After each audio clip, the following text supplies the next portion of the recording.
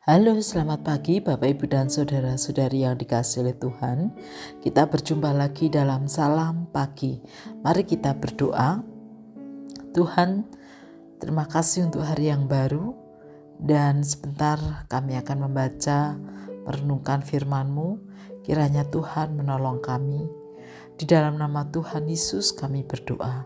Amin. Bapak, Ibu, dan Saudara, kita akan membaca firman Tuhan dari kitab 1 Samuel pasal yang ketiga ayat 1 sampai pasal 3 pasal 4 ayat 1a.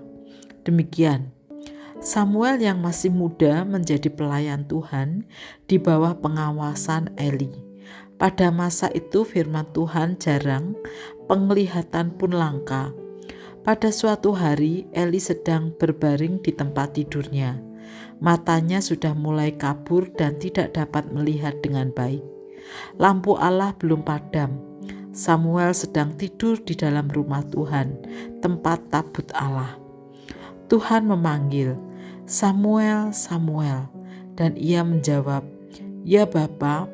Lalu ia lari menemui Eli dan berkata, "Ini aku, Bapa, karena engkau memanggilku."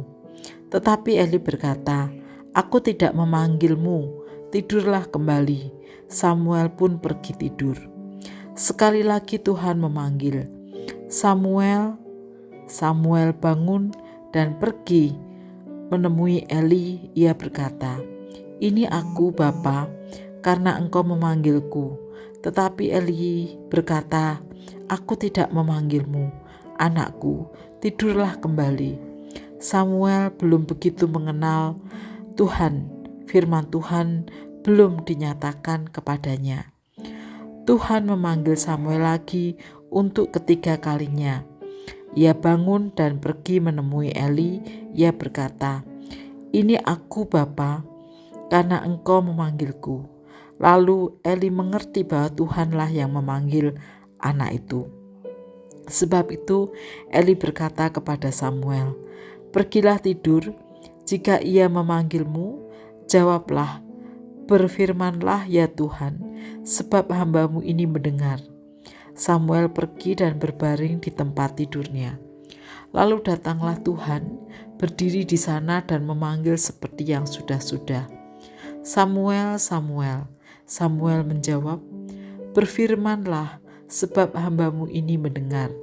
Firman Tuhan kepada Samuel, "Sesungguhnya aku akan melakukan sesuatu di Israel, sehingga siapa saja yang mendengarnya akan berdenging ke telinganya.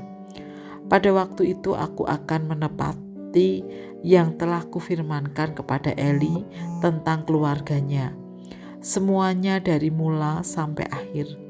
Aku telah memberitahukan kepadanya bahwa aku akan menghukum keluarganya untuk selamanya karena pelanggaran yang telah diketahuinya.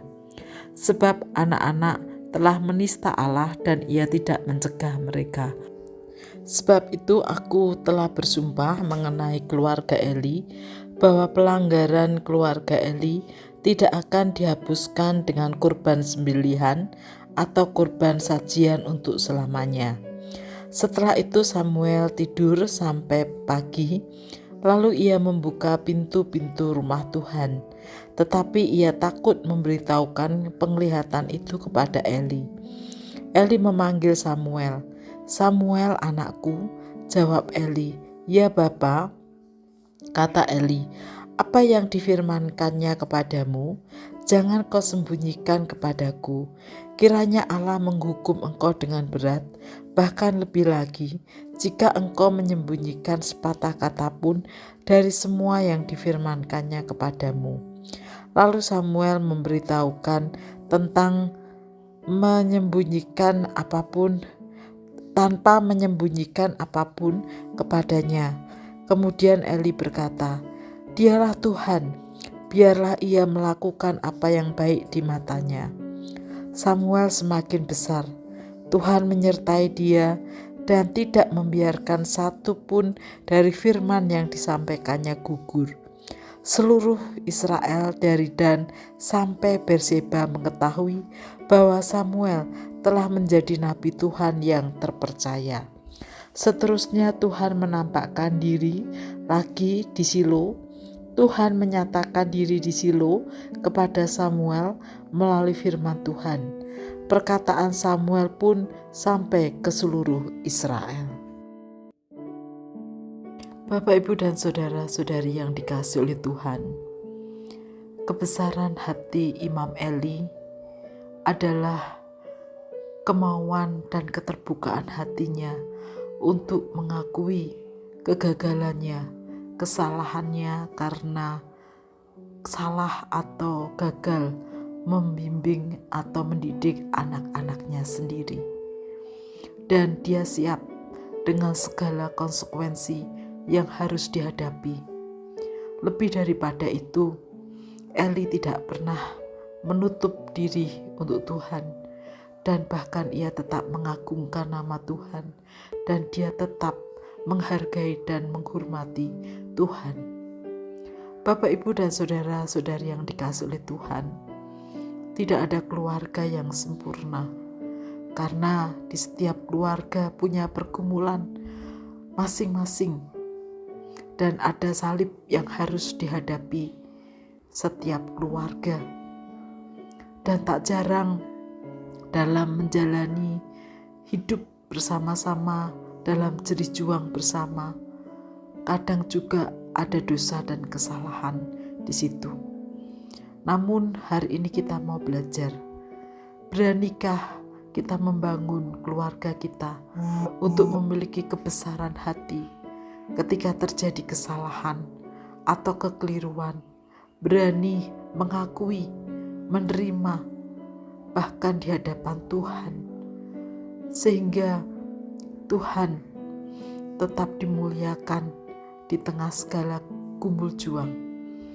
Dan mari kita terus menjaga keluarga kita, agar dalam gumul juang yang ada, kita tetap taat kepada Tuhan dan mengingatkan keluarga kita untuk tetap hidup seturut dengan kehendak Tuhan. Mari kita berdoa. Tuhan Yesus, terima kasih untuk berkat-Mu melalui keluarga.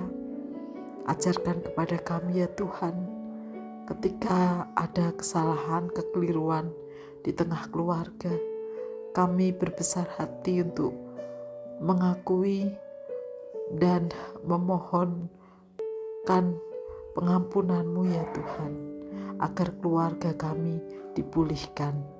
Di dalam nama Tuhan Yesus kami berdoa. Amin.